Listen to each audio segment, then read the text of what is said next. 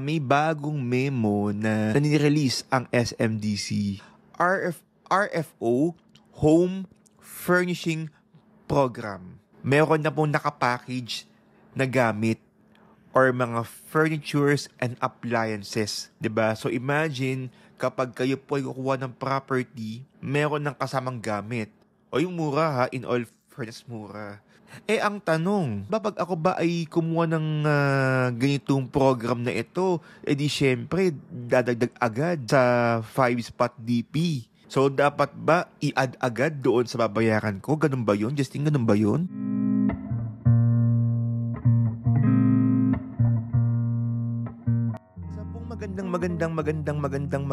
Magandang gabi ng linggo po sa ating lahat.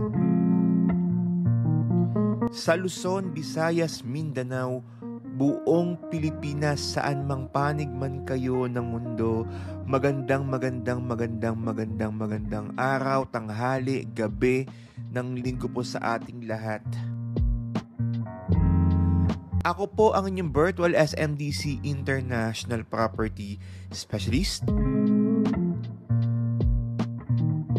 Justin Archeda, at ito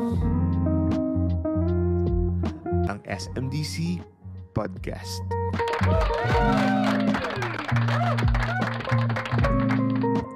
Oy, magandang araw, umaga, tanghali, gabi, sa lahat po ng mga kabayan ka-updates ha. Today is March 10, 2024, ikasampung araw po ng buwan ng Marso 2024, kung saan tuloy po tayong napapanood at napapakinggan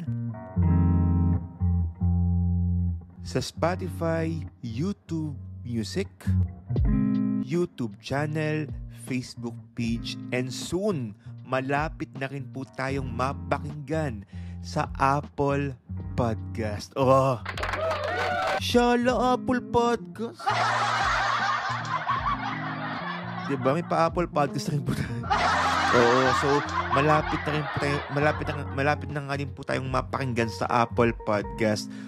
Hopefully this Sunday, no? Or next Sunday, mapakinggan na rin po tayo sa Apple Podcast, diba?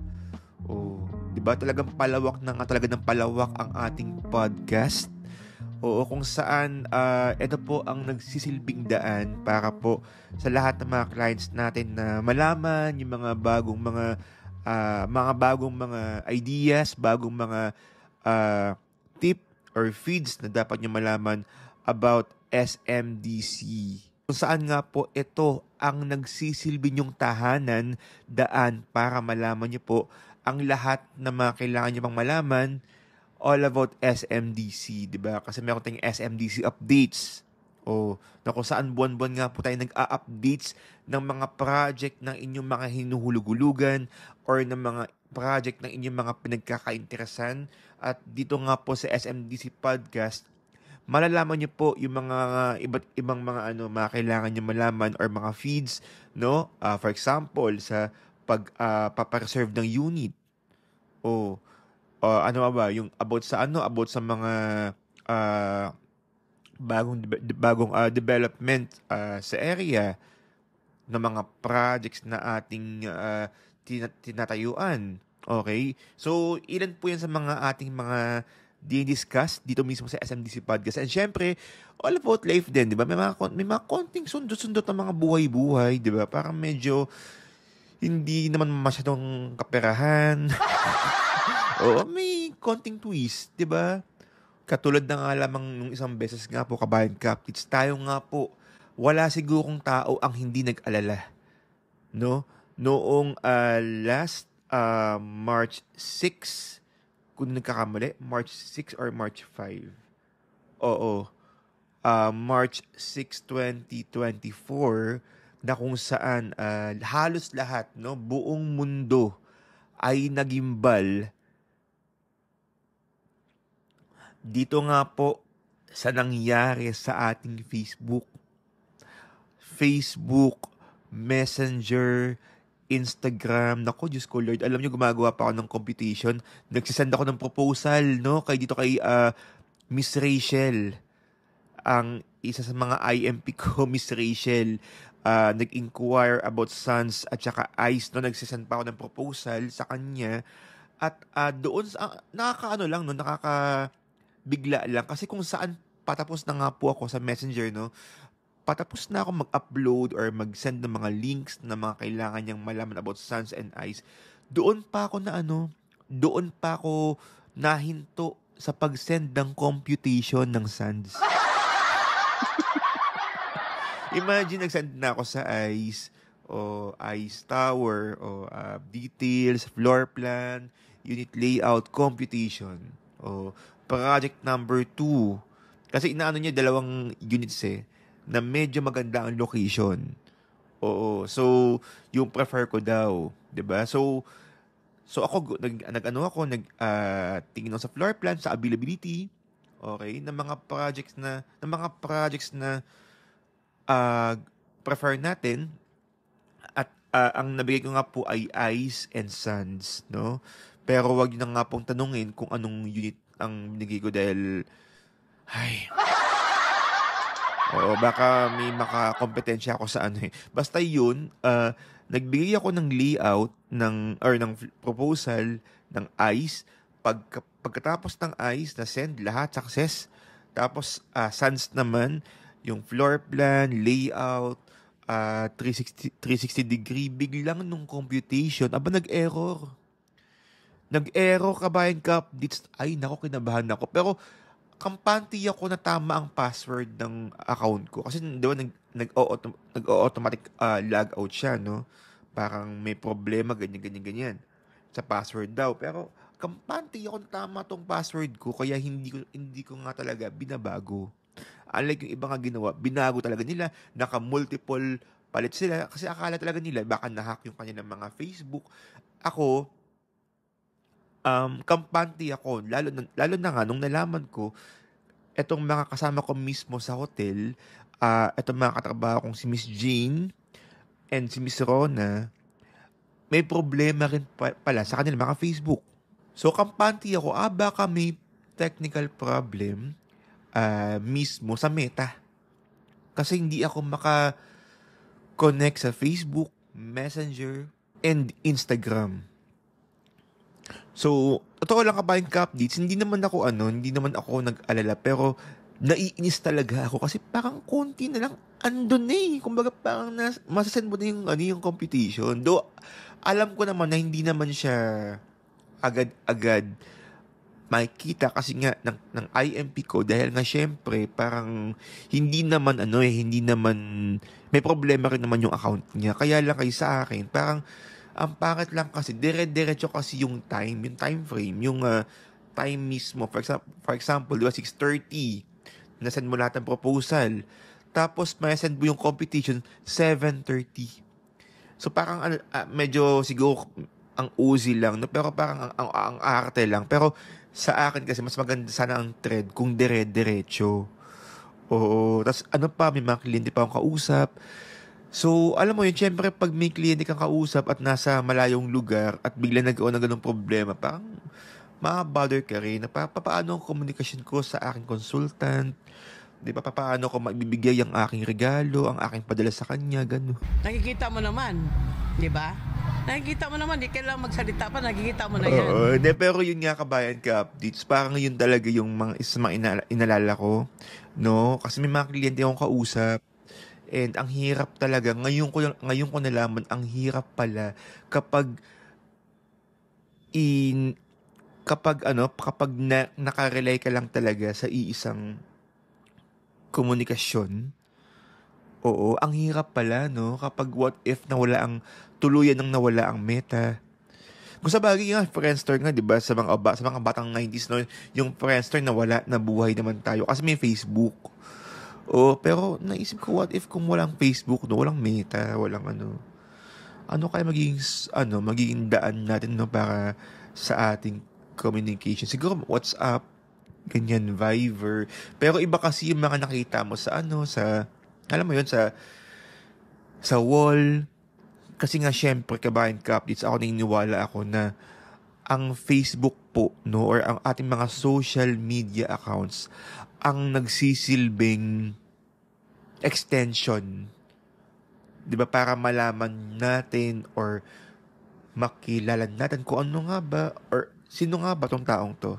Isa sa mga way para makilala mo ang isang tao kahit hindi mo personal na kilala ay sa kanyang Facebook. 'Di ba? Sa kanyang Facebook wall.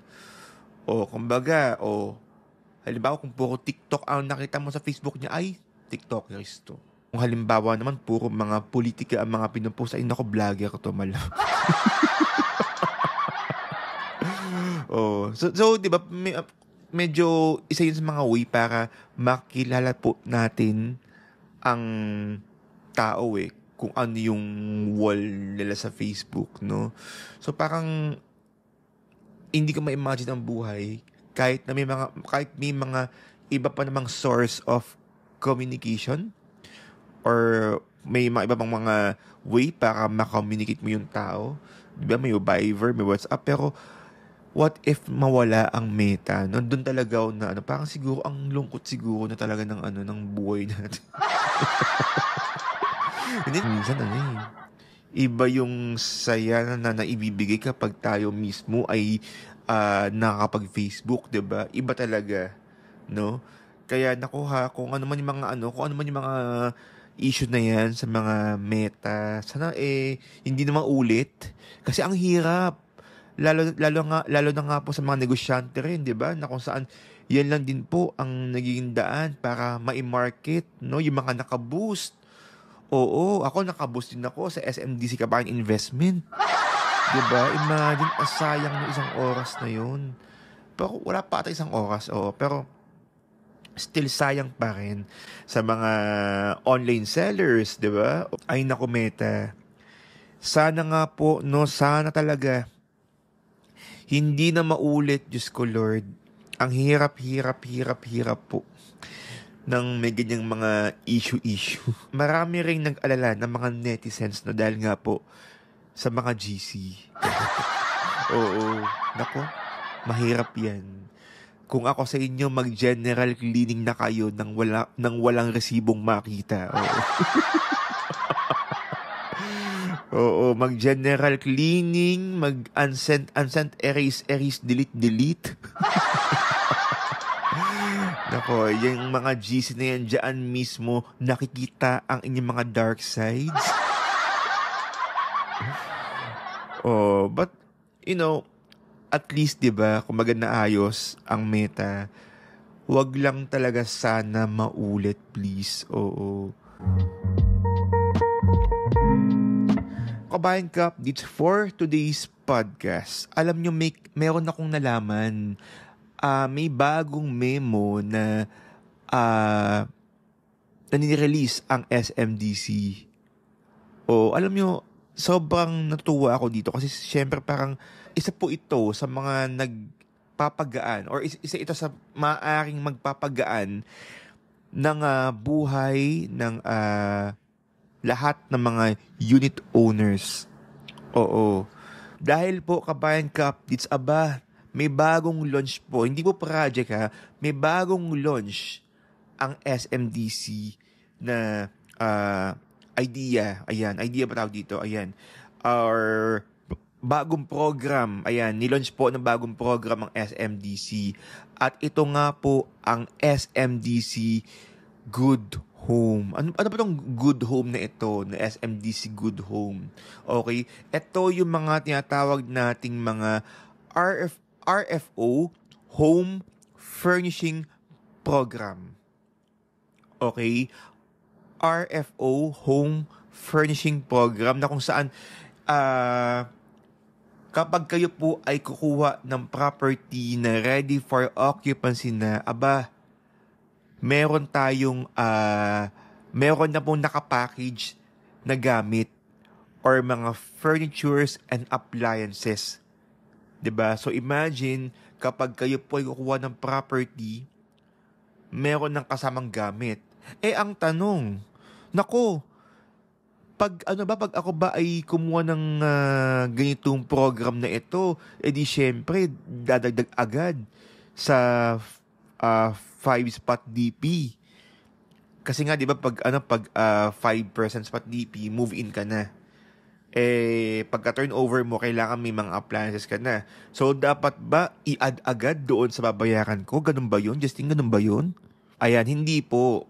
Okay, kasi itong furnishing cost na ito ay dadagdag po mismo sa ating total contract price. So, ibig sabihin, parang lumalabas na installment ang dating, no? Installment, hindi mo gaanong maramdaman. Parang na-add po mismo ito sa total contract price. Isa po sa pinaka mahirap naman talaga kapag kayo po ay kumuha ng unit. Di ba minsan ang hirap na parang, ay ano ba yan? Parang ang dami kong gastusin. Lalo na nga na ipapa-Airbnb ko yung unit ko. Kailangan pa ng mga gamit. Magkano inabot ng mga gamit, ng mga TV. Ang hirap mag-isip. Pero dito, pinadali na nga po ng SMDC ang live po natin para sa lahat ng mga clients na gusto magpa-Airbnb, 'di ba? Parang hindi mo na kailangan mag-isip na ano bang gamit yung kukunin ko, ano bang appliances na kukunin ko, gagawa ka pa ng quotation or ng mga appliances na mga with prices at saka furnitures. Ang hirap mag-isip. Ito na mismo. Kumbaga, si SMDC na nga po nag-provide no, ng mga appliances pero naka-installment. So talagang hindi ka na nga talaga mahihirapan. At hindi mo naramdaman yung paglabas ng pera para sa pambili ng mga gamit na ito. 'Di ba? Or pwede mo kung may extra money ka, pwede mo nang i-add sa interior, 'di ba? Or sa pagpapagawa ng mga cabinet. Pagpapagawa ng mga bed frame.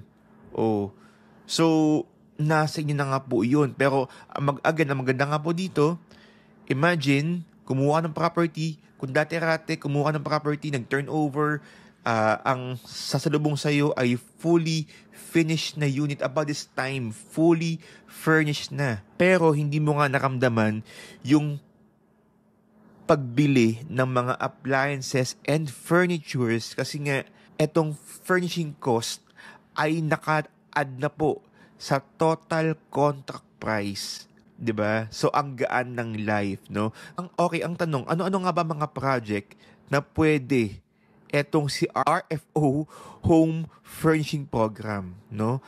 Ito po ay pwede sa lahat ng mga high-rise and mid-rise project or high-rise or mid-rise building na ready for occupancy and battable. So, ibig sabihin, yung mga 3.6 million below, hindi po dito kasama. So, ang mga kasama nga po dito, yung mga 3.6 and above, ayan, yan po yung mga kasama sa program na ito.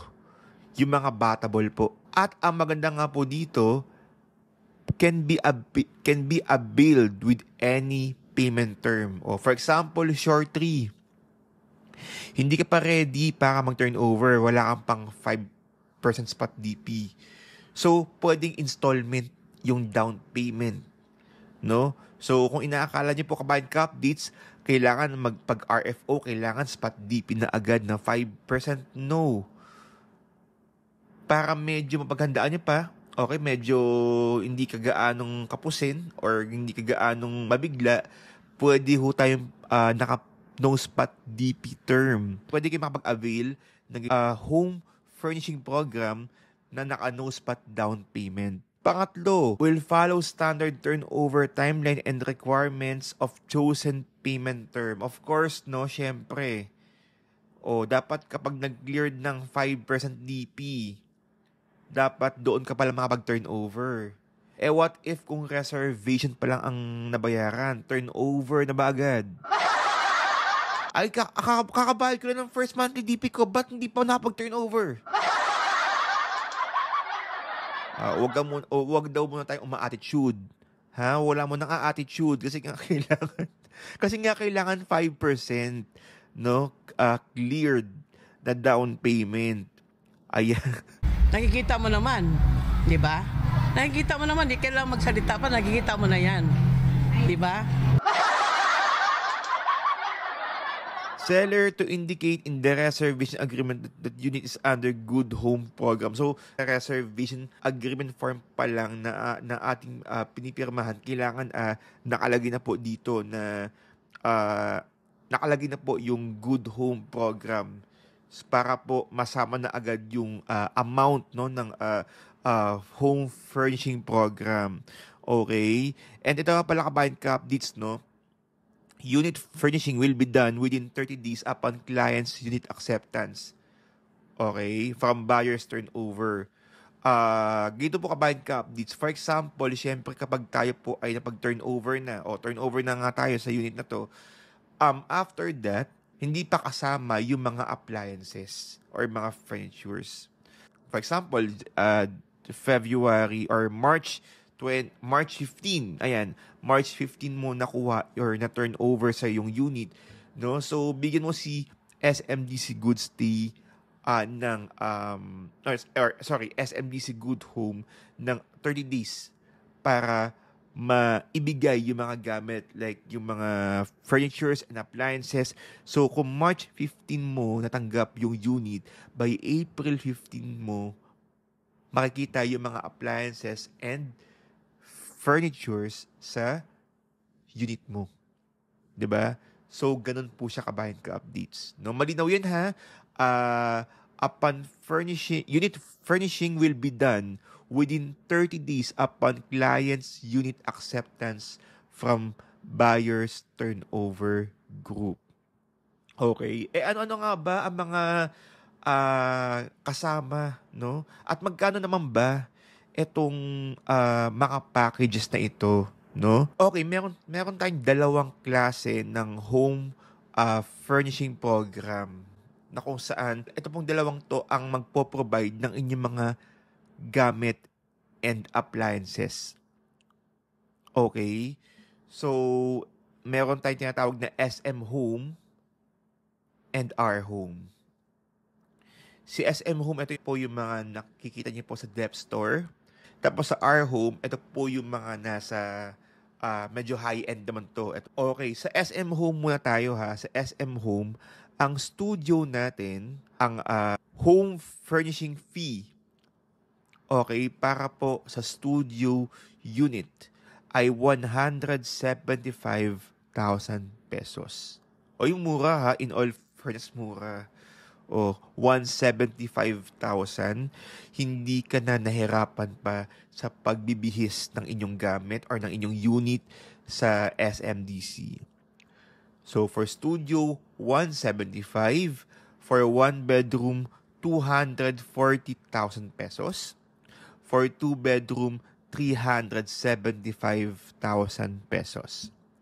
So kapag studio po again, 175.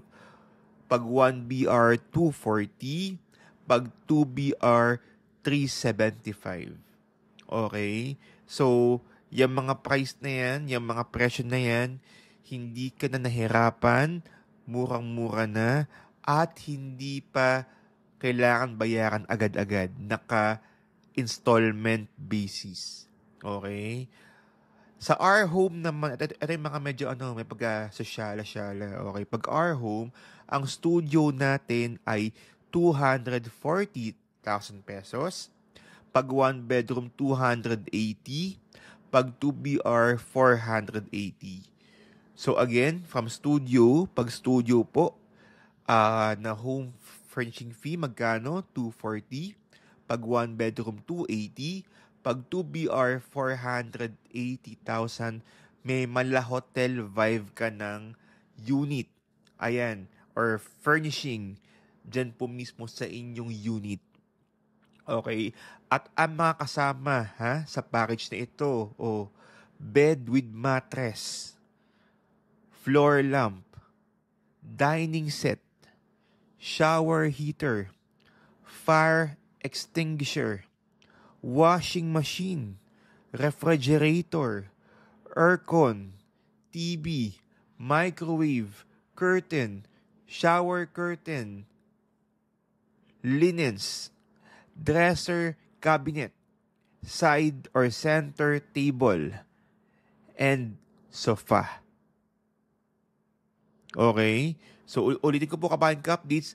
Ito yung mga package inclusion, Mapa Studio 1BR and 2BR, bed with mattress, floor lamp, dining set, shower heater, fire extinguisher, washing machine, refrigerator, aircon, TV, microwave, curtain, shower curtain, linens, dresser cabinet, side and center table, and sofa. O, di ba? O, ito po kabayan ka updates. Para lang malinaw po, no? Meron tayong sample computation nga po dito, no? So, for example, kumuha ng property na ang total list price, no, or yung pinaka-presyo po ng inyong property ay 8 million pesos. May discount ka na 5% discount, no? For example lang, no, which is 400,000 pesos. Ang magiging net total list price is 7.6 million. Ngayon, meron tayong, ito nga po, yung additional furnishing cost, 240,000 pesos. So, mag-a-add siya mismo doon sa net total list price na 7.6. So, ang magiging net TLP or total list price is 7,840,000 pesos. Plus, meron tayong other charges like 509,000. Plus, meron tayong other charges na 6.5%, 509,600 pesos. And the VAT, 940,800. So, ang magiging total amount payable ay 9.290,400. Okay? So, depende na po yan sa inyo kabayan ka updates kung gusto niyo bang mag-spot DP ng 5% ng 9.2 para makalipat, it's up to you. Okay? And then kung gusto mo naman ng no spot DP, pwede rin naman. Okay, pero again, ang maganda nga po dito, medyo gumaan. So, ang tingin ko, yung mga presyuhan para mga short tree siguro to, etong mga 8 million na ito. So, sabi ko nga, imagine, kung hindi po kasama dito or walang ganitong program ng SMDC at walang naka-add na furnishing cost, imagine yung 240k na yan, kailangan mo agad bayaran or kailangan mo agad i-prepare agad-agad. 'Di ba? Kapag nag-turnover ka, ang mahal pa naman ng mga gamit ngayon. Eto na iniwala ko sa presyo na yun, discounted pa yan. Etong 240. So, kung one bedroom po ito, papatak po ito sa SM Home. No? Pero ako medyo kasi ako, medyo maarte ako. Parehas sila maganda, no? Pero, kung gusto mo nang i-level up, as in todo mo na yung level up na talaga yung furnitures mo or appliances, ganyan. I-R home muna. Add ka na lang ng 40,000, no? From 240 to 280. Ay, nako. Gustong-gusto ko yung kasi meron tayong model sa Red Residences. Ang ganda ng closet cabinet, nakakatuwa. Sobrang ganda.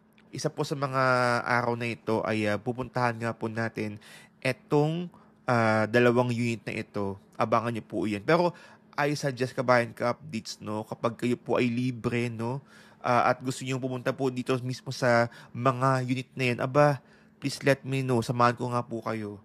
Okay? Para makita niyo po mismo itong mga units na ito. Etong kung ano nga ba yung mga itsura nitong furnishing program ng SMDC Good Home from SM Home and Our Home. Ayan, abangan nyo po iyan.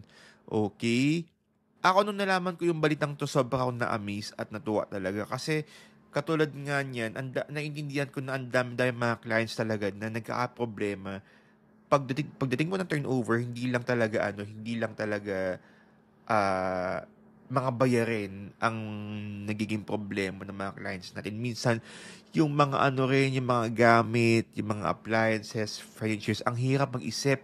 time consuming talaga dahil syempre babalik-balik ka sa mall para mag-check mga gamit. Pero eto nga, parang gumawa na nga po ng idea si SMDC na eto na, no? Eto na mismo yung magandang fit or magandang, eto na mismo yung magandang gamit na swak sa unit mo. Tapos hindi ka na mahihirapan kasi sinama na mismo yung furnishing cost doon sa competition. Kaya installment basis na. Okay? Kaya naku kabayan ka updates. Napakagandang program po nito para po sa lahat po ng mga clients naming mag-reserve sa mga susunod na araw. Talagang alam mong panatag ka na wala ka nang iisipin, poproblemahin, wala ka, kung ikaw yung tipong kliyente or owner na walang oras pumunta ng mall para lang mamili pa ng mga gamit, eto na yun. 'Di ba? Eto na yun. Hindi ka na mahihirapan, hindi ka na bibigla sa mga babayaran, 'di ba? Kasi again, uulitin ko, yung ginastos mo or yung babayaran mo sa appliances naka-installment kasama sa competition, yung gastos sa appliances and furnitures naka-installment. Pero nakuha mo yung mga gamit buong buo, no? Upon 30 days, no? Or mula 30 days po, no? Mula po sa pagkatanggap po ng inyong mga unit. Tapos sabi ko, basta ganun. Kumbaga, pag once na turn over sa inyong unit, after 30 days, hintayin nyo lang, ayun na. Pero syempre, may mga delivery pa yan. Hindi naman isang bagsakan yan, talagang ano. So, yun po kabayan ka-update. Sobrang magandang program ang naibahagi nga po ni SMDC para sa ating lahat. Kaya sobrang proud talaga ako sa program na ito, sa SMDC. Kasi nga, Diyos ko Lord, ang laking bagay niya to dahil hassle-free na sa lahat po ng ating mga unit owners, investors, and clients. Ayan. Parang isang tao lang to. Pasensya na kabayan ka-updates, Diyos ko Lord. Ang aga nga po natin nagising. Ayan. Again, kabayan ka-updates para malaman niyo pa nga po ang buong detalye ng SMDC Good Home Home Furnishing Program or RFO Home Furnishing Program. Nako, please DM me on WhatsApp. That's 63-9152-814-355. 63-9152-814-355.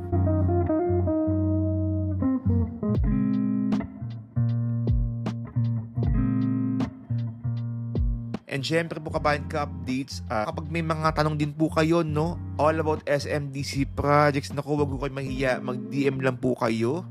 Ayan, and syempre, meron pa rin tayong mga, tuloy-tuloy pa rin po yung ating mga updates, no, ito mga nakaraan, sa mga hindi po nakapanood ng mga February updates natin. May isa pa akong utang talaga na, na updates. Ito nga pong GEM Residences. Hindi ko pa rin na-edit na video para i-upload.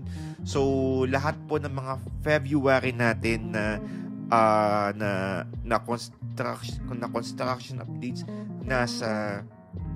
nasa YouTube ko na po. Ayan, andyan po yung gold, yung sand, yung ice, tama ba? Yung mint, yung light 2, tapos yung sa basta andyan na po lahat, yung glam, okay? Abangan nyo po yung GEM Residences. At saka yung may mga nag-request about sa mga South 2, abangan nyo po iyan, no? And hopefully, this March ay makapag-upload din po tayo ng bagong updates dyan po mismo sa Glade and Style Residences. Bago lang po sa ating YouTube channel, please don't forget to like this video and subscribe to my channel for more SMDC videos and updates and podcast din syempre. Sa ating YouTube Music, i-follow nyo rin po ako sa Spotify and sa Facebook page SMDC Kabayan Investment, and syempre sa Apple Podcast. Abangan nyo po iyan.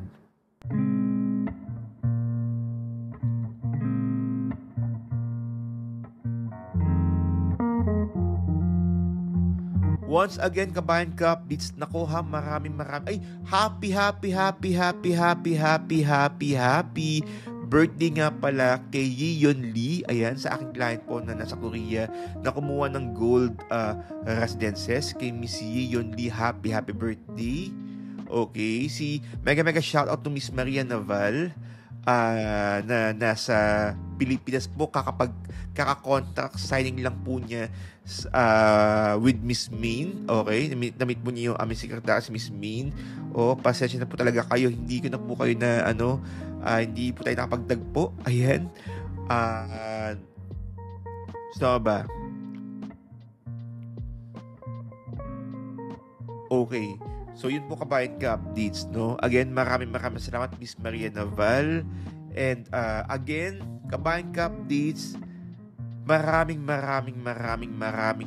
salamat po sa inyong panonood, pakikinig mula simula hanggang dulo. Ako po ang inyong virtual SMDC International Property Specialist, Justin Archeda. Na patuloy pong nagpapaalala po sa inyo kabayan ka updates. Sabay po tayong lumipad, umangat, at mangarap. Again, kabayan ka updates, see you po on my next podcast. Dito po, sa nag-iisa lang, wala nang iba. Ito, ang SMDC Podcast. Maraming salamat po, Stacey. Happy investing, everyone. Bye!